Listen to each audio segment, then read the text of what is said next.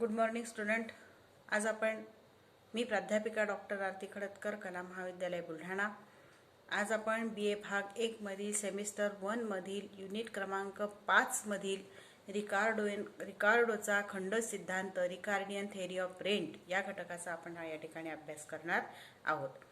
आता 19व्या शतकामध्ये हा सिद्धांत ब्रिटिश अर्थशास्त्रज्ञ डेव्हिड रिकार्डो यांनी स्पष्ट केला। त्यांनी या सिद्धांतामध्ये रिकार्डो यांनी विभेदनात्मक खंड ही संकल्पना स्पष्ट केली।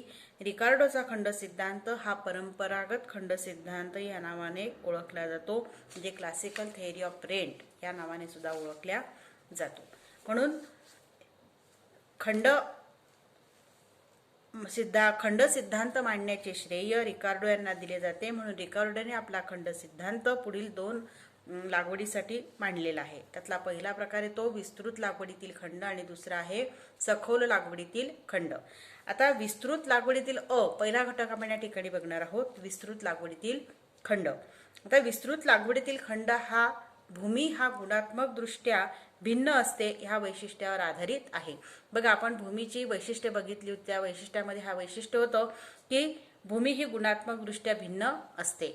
कारण भूमी या घटकामध्ये जसं आपण जमीन पाहिली, हवा पाहिली, पाणी पाहिलं, हे जे सगळे नैसर्गिक नॅचरल रिसोर्सेस आहेत हे प्रत्येक ठिकाणी वेगवेगळ्या स्वरूपामध्ये असतात। कधी जसं आता चेरापुंजीला अक्षरशः पाऊस कोसळतो, तर वाळवंटामध्ये तो थेंबा थेंबामध्ये, म्हणजे राजस्थानमध्ये तो थेंबा थेंबामध्ये मोजावा लागतो। काही ठिकाणी सुपीक जमीन आहे तर काही ठिकाणी रेताळ जमीन आहे, काही ठिकाणी काळी कसदार जमीन आहे, जसं पंजाबकडची तर दिल्लीकडची लाल मातीची जमीन आहे। म्हणजे भूमी ही गुणात्मक दृष्ट्या काय आहे, भिन्न भिन्न आहे। आणि हा घटक या ठिकाणी लक्षात घेऊन भूमीच्या गुणवैशिष्ट्याचा हा वैशिष्ट्य लक्षात घेऊन डॉक्टर रिकार्डो यांनी हा सिद्धांत मांडलेला आहे, विस्तृत लागवडीतील खंड। म्हणून भूमीच्या या वैशिष्ट्यावर की विस्तृत लागवडीत खंड कसा निर्माण होतो हे पुढील प्रमाणे स्पष्ट होते। म्हणजे व्याख्येच्या स्वरूपामध्ये आपण पहिला अभ्यास करूया। विशिष्ट परिस्थितीत समान क्षेत्रफळाच्या परंतु गुणभिन्नता किंवा स्थितीभिन्नता असलेल्या भूमीच्या तुकड्यांवर श्रम भांडवलाच्या सारख्याच मात्रा उपयोगात आणून लागवड केल्यास भूमीच्या तुकड्यांपासून कनिष्ठ भूमीच्या तुकड्यांवरील उत्पादनापेक्षा जे जास्तीचे उत्पादन होते त्याला भाटक असे म्हणतात। भाटकालाच खंड असं म्हणतात, खंडालाच भाडं सुद्धा असं म्हटल्या जातं। परंतु जमिनीचं भाडं हा शब्द वापरण्यापेक्षा त्याला खंड या नावाने ओळखल्या जातं। म्हणून हा काय म्हणतो रिकार्डो की विशिष्ट परिस्थितीमध्ये, बघा अर्थशास्त्रामध्ये कुठल्याही सिद्धांताची सुरुवात परिस्थिती समान असेल किंवा विशिष्ट परिस्थिती असेल तरच या शब्दाने सुरुवात होते। म्हणून विशिष्ट परिस्थितीमध्ये समान क्षेत्रफळाच्या, म्हणजे जमिनीचं क्षेत्रफळ कसं असलं आहे, समान आहे, परंतु गुणभिन्नता किंवा स्थितीभिन्नता असलेल्या भूमीच्या तुकड्यांवर श्रम भांडवलाच्या सारख्याच मात्रांची लागवड केली असून, बघा जमिनीचे तुकडे सारख्याच मात्रेचे आहे परंतु त्याची गुणभिन्नता ही मात्र वेगवेगळी आहे। म्हणजे 3 जमिनी आपण या ठिकाणी लक्षात घेऊया, अ जमीन, ब जमीन आणि क जमीन। अ जमीन म्हणजे सुपीक जमीन, ब जमीन म्हणजे मध्यम जमीन आणि क जमीन म्हणजे कनिष्ठ प्रतीची जमीन।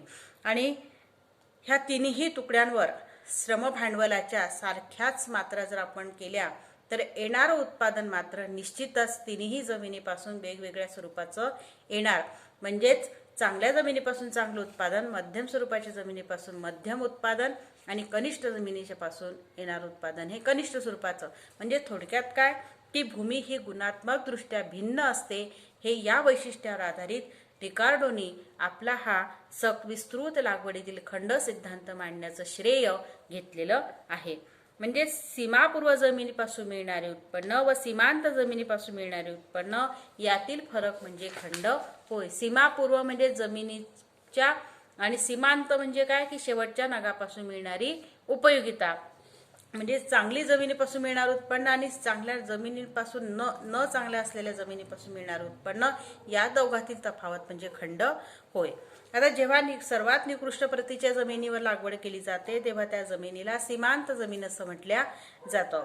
आता ह्या जमिनीचे उत्पन्न व खर्च जेव्हा समान असते त्यापासून खंड मिळत नाही, म्हणून याला बिनखंडी जमीन असं म्हटल्या जातं। आता वर्गामध्ये असणारे सर्व विद्यार्थी सारख्याच बुद्धिमत्तेचे नसतात। कोणी हुशार असतं, कोणी मध्यम स्वरूपाचं असतं किंवा कोणी एकदमच कमी बुद्धिमत्तेचा असतो की त्याला काही समजत नाही, परंतु तो अभ्यास करण्याचा प्रयत्न करत असतो पण त्याला मार्क्स कमी मिळतात. म्हणजे सर्वांची बुद्धिमत्ता ही सारखी असते का? नाही. म्हणून तिन्ही वर्गामध्ये असणाऱ्या सर्वच विद्यार्थ्यांचं वैशिष्ट्य लक्षात घेऊन त्या ठिकाणी शिक्षकाला त्या ठिकाणी शिकवावं लागत असतं. म्हणून जसं हाताची पाचही बोटी सारखी नसतात तशीच जमीन सुद्धा गुणात्मक दृष्ट्या ही भिन्न असते, हे वैशिष्ट्य आपल्याला या ठिकाणी लक्षात घ्यायचं आहे. म्हणून सिद्धांत सुरू करण्यापूर्वी आपण याची गृहीत परिस्थिती लक्षात घेऊया. पहिले गृहीत आहे की या सिद्धांतासाठी दीर्घकाळाचे गृहीत लक्षात घेतलेलं आहे. दुसरा पॉईंट आहे भूमी ही गुणात्मक दृष्ट्या भिन्न असते या वैशिष्ट्यावर असल्यामुळे भूमीला खंड मिळत नाही. तिसरा पॉईंट आहे भूमीचा साठा मर्यादित आहे, कारण मुळातच जमीन ही कमी असल्यामुळे जमीन ही मनुष्यकृत वाढविता येत नाही. तिसरा पॉईंट आहे सीमांत भूमी अस्तित्वात असते म्हणजे आता बघा ना, काही ठिकाणी बंजर जमीन असते की ज्यापासून कोणत्याही प्रकारचं उत्पादन होत नाही, मग अशी जमीन कारखान्यासाठी उपयोगात आणली जाऊ शकते. म्हणून सीमांत भूमी सुद्धा अस्तित्वात असते.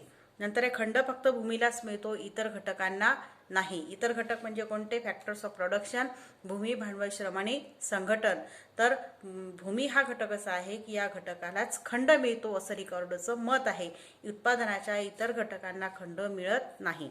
नंतर आहे प्रथम सुपीक जमिनीवर लागवड केली जाते, नंतर कमी सुपीक जमीन लागवडीखाली आणली जाते. नंतरचा पॉईंट आहे भूमीमध्ये उपजत व अविनाशी गुण असतात.